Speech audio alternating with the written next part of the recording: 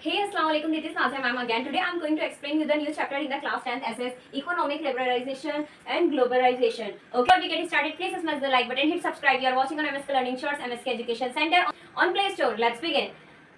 First economic liberalisation, ये क्या होता है, इसमें क्या क्या आते हैं, क्या क्या फीचर्स है, क्या क्या एडवांटेज है, डिसएडवांटेज है, पहले वो देख लेते हैं. ओके बेटा, government gradually reduce the restriction and control impose on the private sector and encourage economic development. यानी कि गवर्नमेंट ने जितने भी प्राइवेट सेक्टर पे जो भी पाबंदियां थी उसको कम कर दी, जिसकी वजह से हमारी इकोनॉमिक डेवलपमेंट काफी इंक्रीज हुई है. पहला पॉइंट आप अपनी ओन लैंग्वेज में लिखना. ओके बेटा, अब इसमें क्या है बेटा, first point, there was reservation for 18 industry. कितनी इंडस्ट्री है बेटा, उसमें 18 है. Area other than the railways. अब देखिए, railway, atomic energy, defence were open for the, ये सब के अलावा, मतलब ये सब गवर्नमेंट सेक्टर है, ये सब के अलावा बाकी सबको प्राइवेट सेक्टर कर दिया गया है. ओके बेटा, tradition of a compulsory registration of the industry was cancel. अब provision to take government permission for setting up industry which do not cause pollution and hazardous for the environment. And government ने ऐसा कर दिया है कि अगर आपको अपना प्राइवेट सेक्टर करना है तो आप कर सकते हैं, लेकिन उसमें बस हमारा कुछ भी पॉल्यूशन का नुकसान नहीं होना चाहिए. ओके, अब एडवांटेज देख लेते हैं लिबरलाइजेशन का. Private sector has got the opportunity to make अनकंस्ट्रक्शन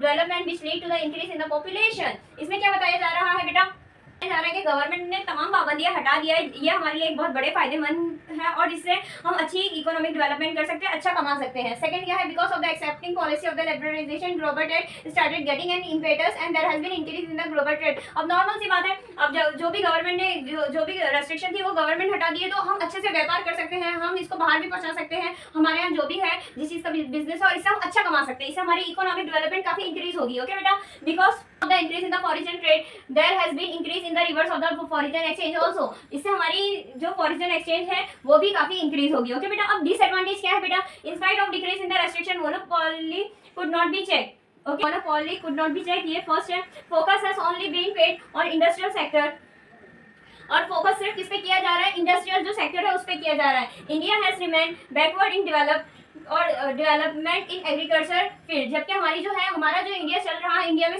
more than 60% जो एम्प्लॉयमेंट है वो किसके थ्रू मिलती है, एग्रीकल्चर को. लेकिन इस पे ज्यादा फोकस नहीं करा जा रहा है, फोकस किस पे करा जा रहा है, इंडस्ट्रियल पे. ये डिसएडवांटेज है. ओके बेटा, there has been imbalance of the income. Definitely जो इनकम है उसमें भी कभी कभी डिसबैलेंस हो जाता है, इम्बैलेंस हो जाता है, because of increase in the import and decrease in the export.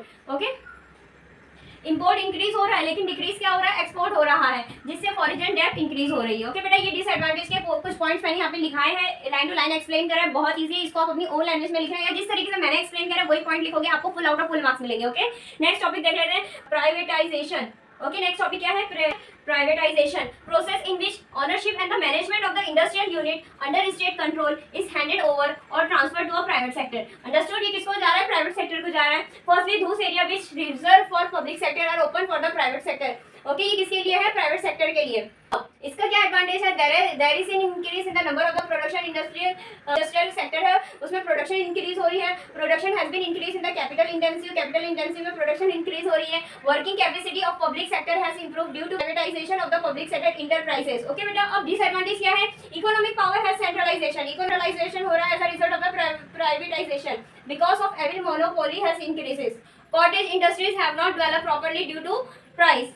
Okay, जो कॉटेज इंडस्ट्री है वो सही तरीके से डेवलपमेंट नहीं हो पा रही है. प्रॉफिट किसको हो रहा है, ओनली प्रॉफिट किसको हो रहा है बेटा, जो लार्ज इंडस्ट्री है उसको प्रॉफिट हो रहा है. ओके बेटा, ये इकोनॉमिक लिबरलाइजेशन, प्राइवेटाइजेशन, ये दोनों बहुत ज्यादा सिग्निफिकेंट है. इसको जिस तरीके से मैंने एक्सप्लेन करा है, जितने पॉइंट्स लिखा है, ये सब पॉइंट अपनी ओन लैंग्वेज में लिखिएगा, definitely full out of full marks मिलेंगे. ओके बेटा, अब थर्ड पॉइंट है ग्लोबलाइजेशन. इसमें क्या है, connecting one country with the world economy. Okay बेटा, कनेक्ट क्या वन कंट्री किससे हो रही है, वर्ल्ड इकोनॉमी से. ओके, अब फॉलोइंग इंप्रूवमेंट क्या है, obstacles of the trade between two nation has been remove. यानी जितने दो नेशन के बीच में जो भी ऑब्स्टिकल्स आ रही है उसको रिमूव करना. Obstacles in the way of the exchange of the technology have been remove. Okay बेटा, सेकंड पॉइंट भी, इफेक्ट ऑफ ग्लोबलाइजेशन के एडवांटेज क्या है, FDI is encourage due to globalisation. Globalisation की वजह से ये क्या हो रही है, इसकी इंक्रीज हो रही है. Good produce in developing countries can easily obtain due to the globalisation. Good produce यानी अच्छी चीजें डेवलपिंग होती है, good produce in the developing country can easily obtain due to the globalization. Okay, अब disadvantage क्या, expected success has not been attained finding solution of the problem of poverty and unemployment to the finding solution of a problem of a poverty and the unemployment due to the globalisation. Okay, अब second क्या है, large industry क्या करेगा, मोर benefit देगा, जबकि जो small industry है वो छोटा कम बेनिफिट देगा। ओके, अब वर्ल्ड ट्रेड ऑर्गेनाइजेशन क्या है, इसके objective to remove obstacle influencing global trade. सबसे पहले क्या करना है, और जो ग्लोबल ट्रेड में ऑब्स्टिकल्स आ रहे हैं उसको रिमूव करना, to remove protecting policy given to the industry of the country for foreign trade. Okay, third क्या है, to coordinate with the global trade policy and the economic policy. Okay, अब इसके क्या फंक्शन है, to set up require structure for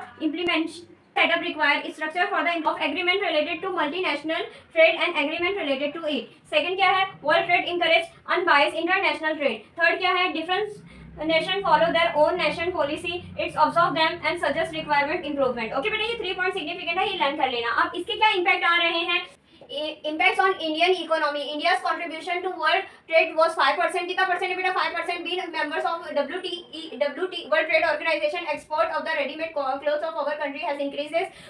readymade clothes of our country की जो भी है वो इंक्रीज हो रही है। As a member of the WTO, India has been able to increase export of its agro product. Export क्या कर रहा है, एग्रो प्रोडक्ट को कर रहा है। Due to increase in the export, pressure on the import has reduce. अब देखिए बेटा, एक्सपोर्ट ज्यादा हो रही है तो जिसकी वजह से क्या कम हो रहा है, इंपोर्ट कम हो रहा है, and the foreign investment has been increase in the foreign exchange. Okay बेटा, यहाँ कंप्लीट हो गया है। कुछ भी डाउट हो you can ask me on the comment section, definitely I will help you. जितने पॉइंट्स लिखा है सब लर्न करना बहुत ईजी है। ओके बेटा, चैप्टर का लास्ट टॉपिक सस्टेनेबल डेवलपमेंट। इसकी डेफिनेशन क्या है, the development which meet the needs of the present generation without compromising with the ability of the future generation to meet their own needs, which is known as the sustainable development. Sustainable development का मतलब ये होता है कि present की जो भी generation है उनकी सारी रिक्वायरमेंट जो भी नीड है वो सबको पूरा करा जा सके, और जब उनको हम पूरा करें तो इससे रिलेटेड हमारी जो फ्यूचर जनरेशन है उनको कोई भी तकलीफ ना हो, उनकी भी रिक्वायरमेंट ऑन द टाइम पूरी हो जाए। इसको क्या कहते हैं, सस्टेनेबल डेवलपमेट। अब इसके लिए कुछ स्ट्रेटेजी बनाई है, ये स्ट्रेटेजी मैं इसके बात कराने जा रही हूँ, आप लोग एक बार देख लीजिए। ओके, अब इसके लिए क्या क्या स्ट्रेटेजीज दी है एक बार हम देख लेते हैं। Renewable resource, natural resources like farm forest should be use, और ये क्वालिटी हमको मेंटेन करना है। ओके, जबकि जो नॉन रिन्यूएबल रिसोर्सेज है लाइक पेट्रोल, कोल, ये सब कैसे हैं, जुडिशरी है। ओके बेटा, industrial location should be decided on this basis of lesser transportation cost, यानी कि industrial location should be decided on that basis, समझो जिसमें कम किराया लगे वैसा लोकेशन डिसाइड करना चाहिए। अब should be made to achieve eco friendly development, ऐसा कुछ करना चाहिए कि हम इंडस्ट्रियल के लिए हमारे लिए बेनिफिट हो। मतलब अगर हमने है ना डेवलपमेंट अच्छी भी करा, अगर अच्छे से इंडस्ट्री भी करा, अगर अच्छे से लार्ज तरीके से हमने उसकी डेवलपमेंट भी करा किसी चीज की, जिससे हमारे इन्वायरमेंट को कुछ भी लॉस ना हो। Okay, natural resources shouldn't be waste, जो नेचुरल रिसोर्सेज है ये वेस्ट नहीं होना चाहिए। Control should be laid on employment disposal of the industrial waste poisonous chemical. Okay, अब ये स्टेप बहुत सिग्निफिकेंट, इसको एक बार देख लेते हैं। Step taking to protect environment, information about the pollution condition of a different city of a nation is presentation, यानी pollution से रिलेटेड जितनी भी प्रॉब्लम है, जो भी फायदे वो हम सबको खबर होनी चाहिए। Central and state pollution control board have been established to control pollution, central और स्टेट में बोर्ड्स भी लगाए हैं इन्वायरमेंट को किस तरीके से पॉल्यूट होने से कंट्रोल कर सके। 5 जून को इन्वायरमेंट डे सेलिब्रेट किया जाता है in India. Government pass air pollution control act in 1981 में हमारे यहाँ से एक एक्ट भी पास हुआ था। International agreement have been sign for territory level of the ozone, disposal of the nuclear waste and maintain of the biodiversity, यानी कि हमारे यहाँ इंटरनेशनल एग्रीमेंट भी हो चुका है और हम सबको ओजोन की भी हिफाजत करनी है। ओके बेटा, तो हमारा इकोनॉमिक वाला चैप्टर कंप्लीट हो गया है। पूरे टॉपिक मैंने कराए हैं और बहुत इजी वे से कराए हैं, और मुझे उम्मीद है आपके पूरे डाउट क्लियर हो गए। और अगर अभी तक आपने हमारे क्रैश कोर्स नहीं बाय करे हैं, I am giving the link on the description box. You will go play store, download MSK education centre, purchase our crash course at very reasonable prices by Tahira ma'am and Nazia ma'am. Thank you so much.